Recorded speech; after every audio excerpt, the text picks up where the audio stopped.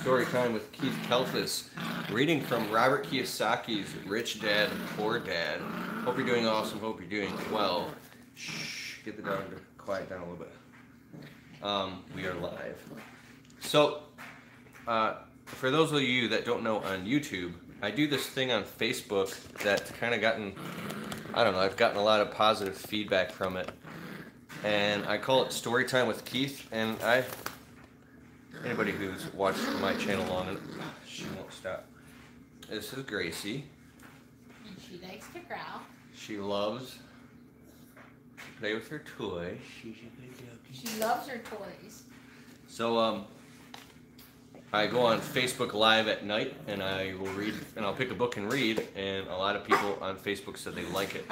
When I stopped doing it, they're like, where's Story Time with Keith? So anyways, without any further ado, tonight I'll be reading from Rich Dad, Poor Dad by Robert Kiyosaki. His famous book collection has changed the lives of millions of people, including my own, and he's a huge mentor. If you don't know who he is, you can get his books on audible.com, you can listen, or on Amazon. Last night I read for a while, like an hour, and if you were on, say what's up, let me know. We're actually live on Facebook and YouTube at the same time. What's up, guys? What's going on? So, here we go. 1 second, bear with me here.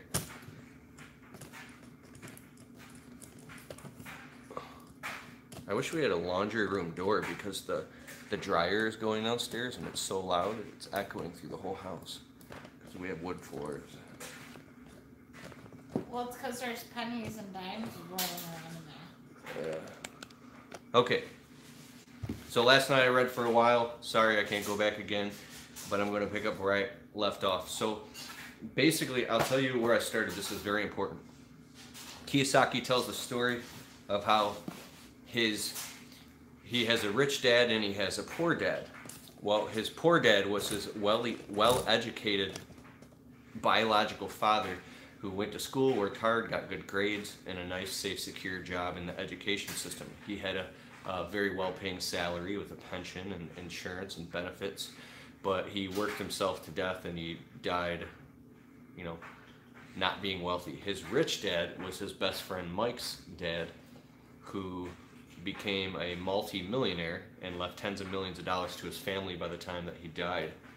And so he had the rare advantage to get advice from what he called his rich dad and his poor dad. That's why it's called Rich Dad, Poor Dad, because he would get this education from his biological father that always told him, Robert, go to school, work hard, get good grades so you can one day get a degree and hang it up on the wall and get a nice, safe, secure job so you can work 40 years and then get a pension and be safe and have security. His rich dad, his friend Mike's dad, always told him that you can do that, but I want to teach you some powerful lessons of how maybe the wealthy think. So instead of paying him to work on his plantation, his rich dad, he made him and his best friend Mike in the book, made him work for free. And at first Robert was upset because I gotta turn that dryer off downstairs. It's so loud. It's crazy. It's gonna come off in 5 minutes. I gotta turn it off.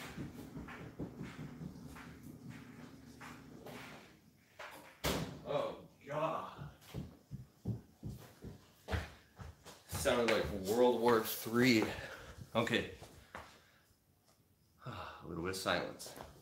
Okay, so he kept tempting Robert with more money. I'll give you $1 an hour. I'll give you $2 an hour. I'll give you $5 an hour. Good over here. Good over here. And it was very, very tempting to take the money now. And he talked about the fear cycle of how people get up and go to work because of fear and greed, fear and desire. And that's what he calls the rat wheel, the rat race of life, and how to get out of that. Okay, so to continue reading now.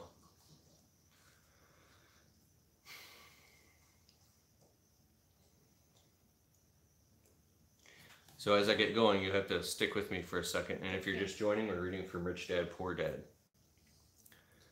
Is there a briar patch? I asked. Yes, said Rich Dad. The briar patch is our fear and our greed. This is Rich Dad talking, teaching young Mike and Robert lessons. They're like 9 years old. Going into our fear and confronting our greed, our weaknesses, our neediness is the way out. And the way out is through the mind, by choosing our thoughts. Choosing our thoughts? Mike asked, puzzled. Yes, choosing what we think rather than reacting to our emotions. Instead of just getting up and going to work to solve your problems, just because the fear of not having the money to pay your bills is scaring you. Thinking would be taking the time to ask yourself a question. A question like, is working harder at this the best solution to this problem? Most people are so terrified at not telling themselves the truth that fear is in control, that they cannot think and instead run out the door. Tar Baby is in control. That's what I mean by choosing your thoughts. And how do we do that? Mike asked. That's what I will be teaching you. I will be teaching you to have a choice of thoughts to consider rather than knee-jerk reacting, like gulping down your morning coffee and running out the door.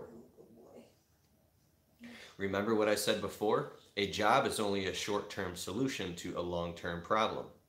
Most people only have one problem in mind. It's short-term. It's the bills at the end of the month, the tar baby. Money now runs their lives, or should I say the fear and ignorance about money. So they do as their parents did, get up every day and go to work for money. Not having the time to say, is there another way? Their emotions now control their thinking, not their heads. And a little bit earlier in the chapter, yes, I'm going to the GIE Expo, Rich Dad, Poor Dad is a sham. Okay, the GIE Expo, yes. So earlier on in the chapter, he was saying basically if you make more money, say you get a raise or you start making more money, it doesn't solve the problem of the part of the consciousness that's in the rat race, because we'll just keep elevating our expenses, right?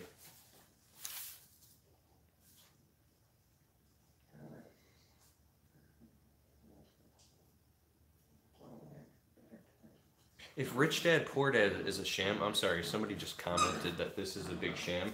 Why is this guy written like over like 20 books and they're all New York Times bestsellers, world renowned, printed in like 20 different languages, and people will keep, that's crazy to me.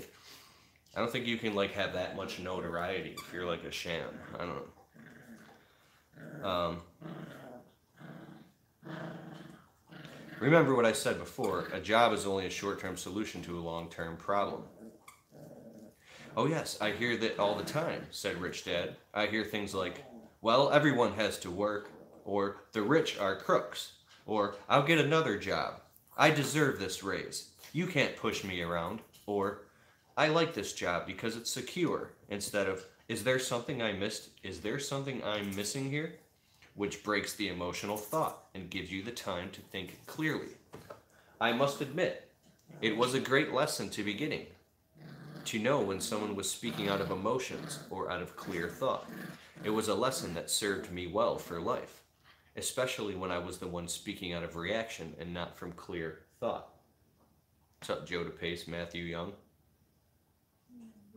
As we headed back to the store, Rich Dad explained that the rich really did make money. They did not work for it. So he says, don't work for money. So that sounds the same. That's opposite of what we've been taught, to go out and work for money. He's saying that the rich actually work to create assets. And then the assets create the money that provides their lifestyle. They work for assets. They did not work for it. He went on to explain that when Mike and I were casting 5-cent pieces out of lead, thinking we were making money, we were very close to thinking the way the rich think. The problem was that it was illegal for us to do it. It was legal for the government and banks to do it, but not us. He explained that there are legal ways to make money and illegal ways.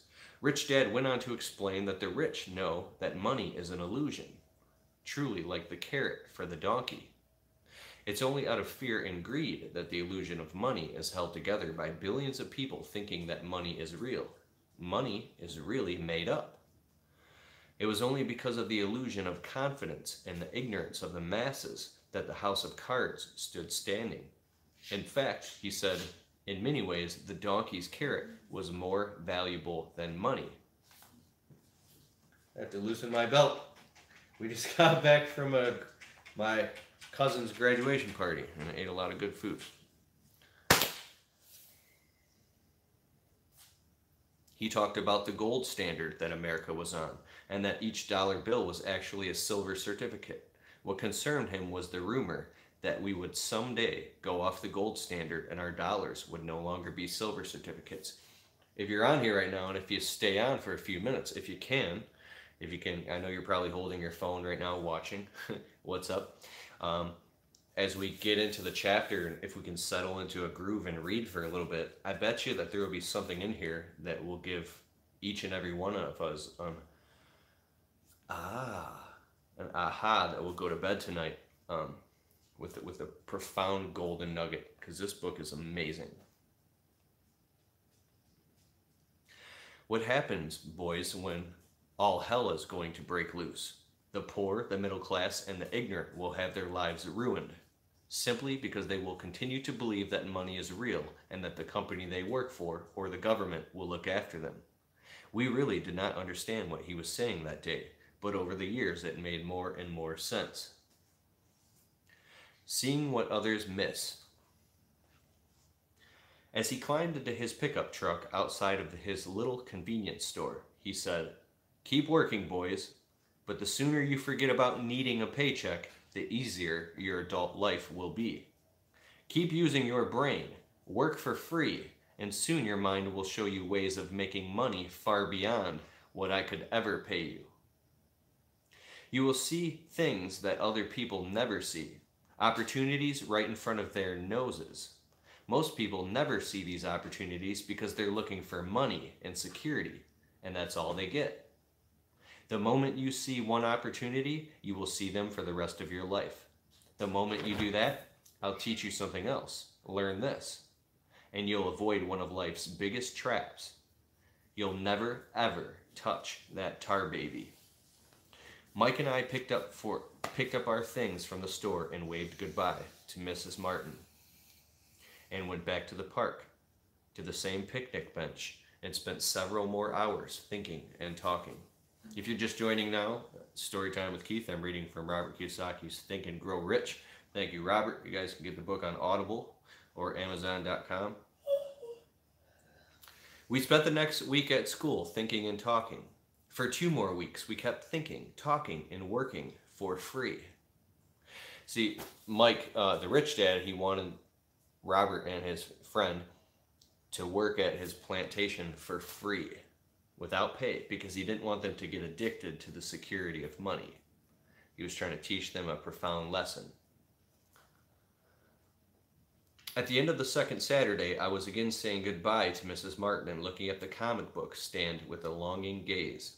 The hard thing about not even getting 30 cents every Saturday was that I didn't have any money to buy comic books. Suddenly, as Mrs. Martin was saying goodbye to Mike and me, I saw something she was doing that I had never seen her do before. I mean, I had seen her do it, but I never took notice of it. Mrs. Martin was cutting the front page of the comic book in half.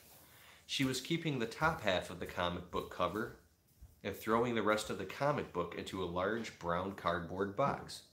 When I asked her what she did with the comic books, she said, "I throw them away. I give the top half of the cover of the comic book to the comic book distributor for credit when he brings in the new comics. He's coming in an hour." Mike and I waited for an hour. Soon the distributor arrived and I asked him if we could have the comic books. To which he replied, "You can have them if you work for this store and do not resell them." Our partnership was revived. Mike's mom had a spare room in the basement that no one used. We cleaned it out and began piling hundreds of comic books in that room. Soon our comic book library was open to the public. We hired Mike's younger sister, who loved to study, to be the head librarian. She charged each child 10 cents admission to the library, which was open from 2:30 to 4:30 every day after school. The customers, the children of the neighborhood, could read as many comics as they could in 2 hours, It was a bargain for them since a comic cost 10 cents each, and they could read 5 or 6 in 2 hours. Mike's sister would check the kids as they left to make sure they weren't borrowing any of the comic books. Anybody still here? Is everybody still here? Say, I'm here in the comments. Hit the thumbs up button, or hit the like button, hit the heart button, whatever, and let me know that you're still here.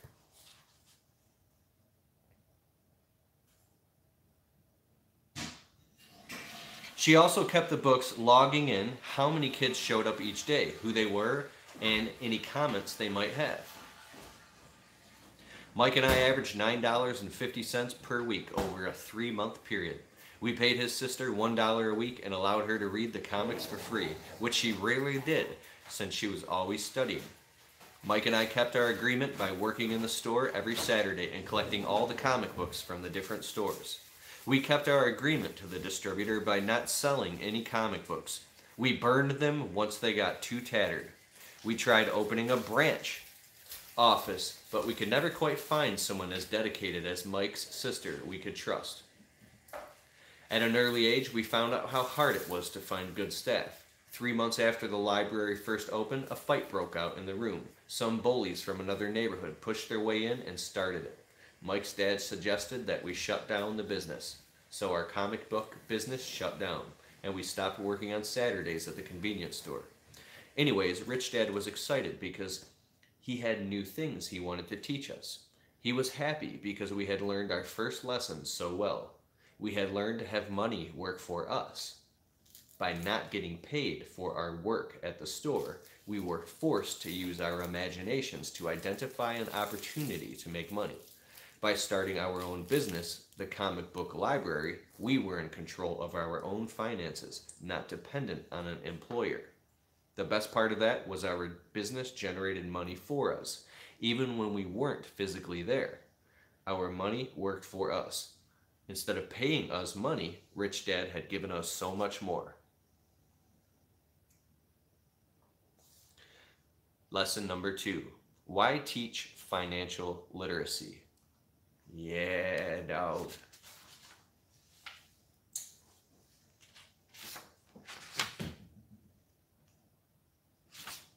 Oh, that's weird. It just goes as Chapter 3, Lesson 2, Why Teach Financial Literacy. In 1990, my best friend Mike took over his father's empire and is, in fact, doing a better job than his dad did. We see each other once or twice a year on the golf course. He and his wife are wealthier than you could imagine. Rich Dad's empire is in great hands, and Mike is now grooming his son to take his place, as his dad groomed us. In 1994, I retired at the age of 47, and my wife Kim was 37. Retirement does not mean not working. To my wife and me, it means that, barring unforeseen cataclysmic changes, we can work or not work. And our wealth grows automatically, staying way ahead of inflation. I guess it means freedom. The assets are large enough to grow by themselves. It's like planting a tree. You water it for years, and then one day it doesn't need you anymore. Its roots have gone down deep enough. Then the tree provides shade for your enjoyment. Mike chose to run the empire, and I chose to retire. Whenever I speak to groups of people, they often ask what I would recommend or what they could do. What could they do? How did they get started? Is there a good book I could recommend? What should they do to prepare their children? What is the secret to success? How do I make millions? I am always reminded of this article I was once given. It goes as follows. The Richest Businessmen. In 1923, a group of our greatest leaders and richest businessmen held a meeting at the Edgewater Beach Hotel in Chicago. Among them were Charles Schwab, head of the largest independent steel company, Samuel Insull, president of the world's largest utility, Howard Hobson, head of the largest gas company, Ivan Kruger, president of the International Match Company, one of the world's largest companies at that time, Leon Fraser, president of the Bank of International Settlements, Richard Whitney, president of the New York Stock Exchange, Arthur Cotton and Jesse Livermore, two of the biggest stock speculators, and Albert Fall, a member of President Harding's cabinet. 25 years later, 9 of them, those listed above, ended as follows. Schwab died penniless after living for 5 years on borrowed money. Insull died broke, living in a foreign land. Kruger and Cotton also died broke. Hobson went insane. Whitney and Albert Fall were just released from prison. Fraser and Livermore committed suicide. I doubt if anyone can say what really happened to these men. If you look at the date, 1923, it was just before the 1929 market crash and the Great Depression, which I suspect had a great impact on these men and their lives. The point is this. Today we live in times of greater and faster change than these men did. I suspect there will be many booms and busts in the next 25 years that will parallel the ups and downs these men faced. I'm concerned that too many people are focused too much on money and not their greatest wealth, which is their education. If people are prepared to be flexible, keep an open mind, and learn, they will grow richer and richer through the changes. If they think money will solve problems, I'm afraid those people will have a rough ride. Intelligence solves problems and produces money. Money without financial intelligence is money soon gone. And I have a beautiful cat behind me. Oh, Oliver. He's a good boy. This is my cat, Oliver. He's the rescue cat. And this is my other cat. This is a dog. She's a good baby. Okay, halftime show. Halftime show. It's the halftime Gracie show. Okay, that's halftime. Back to the book, eh? When will it be the next crash?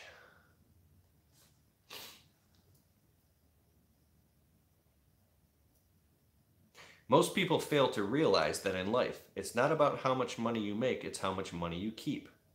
We have heard all these stories of lottery winners who are poor, then suddenly rich, then poor again. They win millions and are soon back to where they started. Or stories of professional athletes who, at the age of 24, are earning millions of dollars a year and are sleeping under a bridge by 34.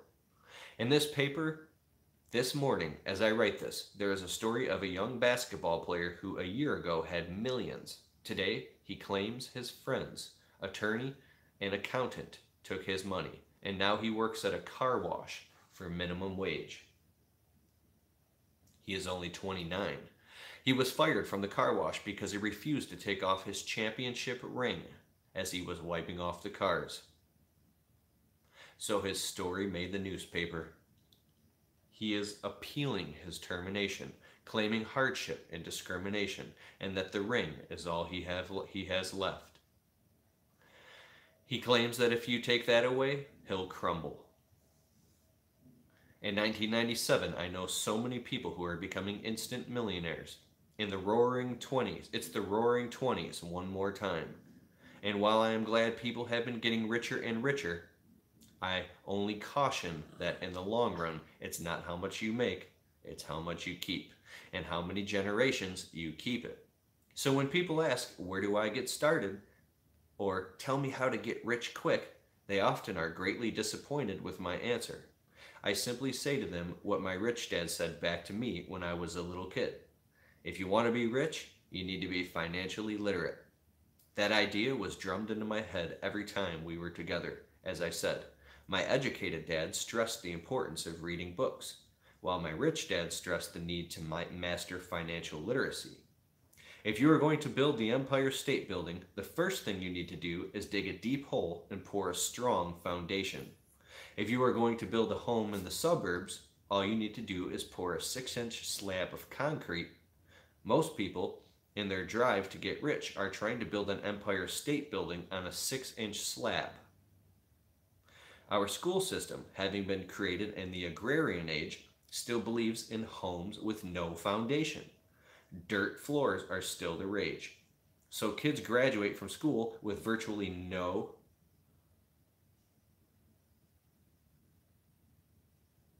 foundation, financial foundation. One day, sleepless and deep in debt in suburbia, living the American dream, they decide that the answer to their financial problems is to find a way to get rich quick.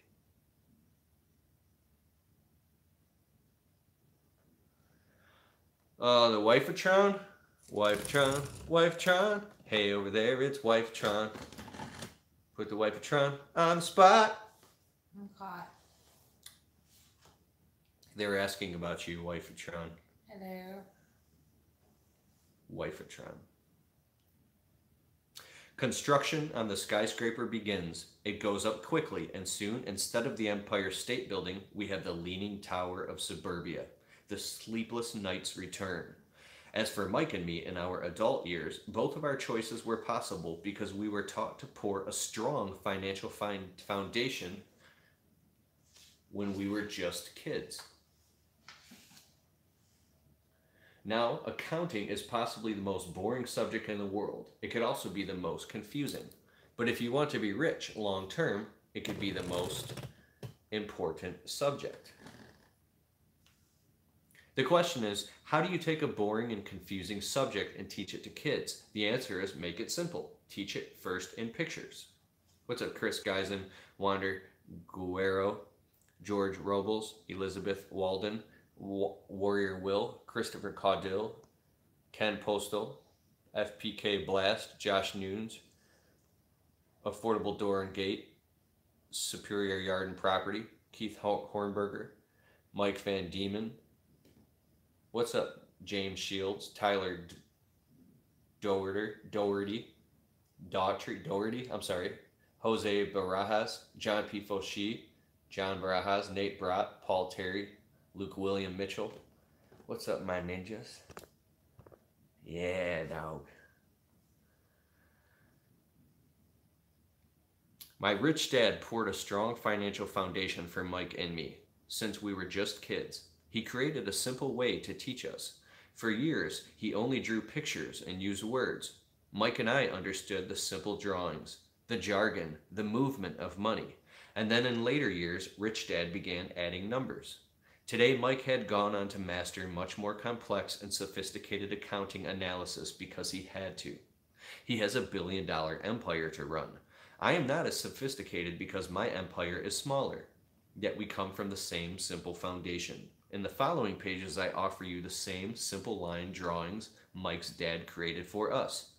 Though simple, those drawings helped guide two little boys in building great sums of wealth on a solid and deep foundation. Rule number one. Rule number one. If you happen to be just joining by chance, it's Storytime with Keith. I'm reading from Rich Dad, Poor Dad by Robert Kiyosaki. Check out his book. I don't take any credit for this, so check out his book on Audible or Amazon. You can buy it. He has a ton of books. And if you're on YouTube watching this, I've been doing a Storytime with Keith here and there when I have time late at night. I'll read from a book, and a lot of people have gotten a lot of positive feedback, and people tell me that they really like it. So I'm now doing it here on YouTube, and yeah. Sometimes I'll go Instagram Live. We're on Facebook and YouTube right now. And because I have two phones, I should pull up the tablet and go like multi-platform. Okay, so rule number one. How many chapters have you read so far? I don't know. I'm like chapter 2 or 3. This is my wifey. What's my favorite number one book?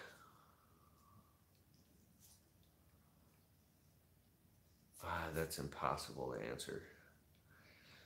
Rule 1. You must know the difference between an asset and a liability, and buy assets. If you want to be rich, this is all you need to know. It's rule number 1. It's the only rule. This may sound absurdly simple, but most people have no idea how profound this rule is. Most people struggle financially because they do not know the difference between an asset and a liability. Rich people acquire assets. The poor and middle class acquire liabilities. But they think they are assets. When Rich Dad explained this to Mike and me, we thought he was kidding. Here we were, nearly teenagers, and waiting for the secret to getting rich. And this was his answer? It was so simple that we had to stop for a long time to think about it. What is an asset? Said Mike. Don't worry right now, said Rich Dad. Just let the idea sink in. If you can comprehend the simplicity, your life will have a plan and be financially easy. It is simple. This is why the idea is missed. You mean all we need to know is what an asset is, acquire them, and we'll be rich? I asked. Rich Dad nodded his head. It's that simple.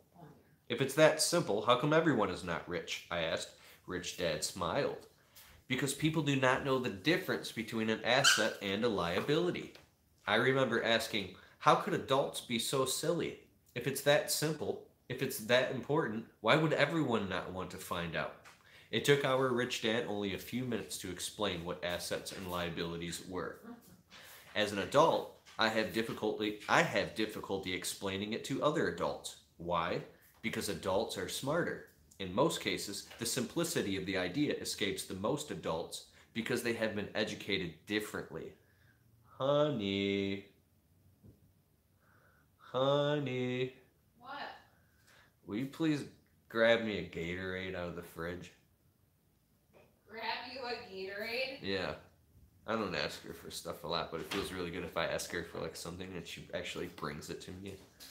Like I literally come home and the whole house is clean and all my laundry is perfectly folded. I'm like, oh my god, look at this! It's amazing.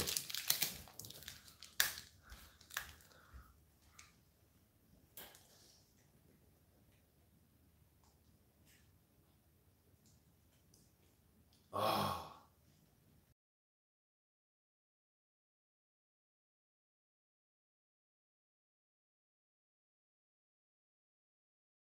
Literally have a personal assistant deliver all your groceries to your house for like $10. It's amazing. Everything.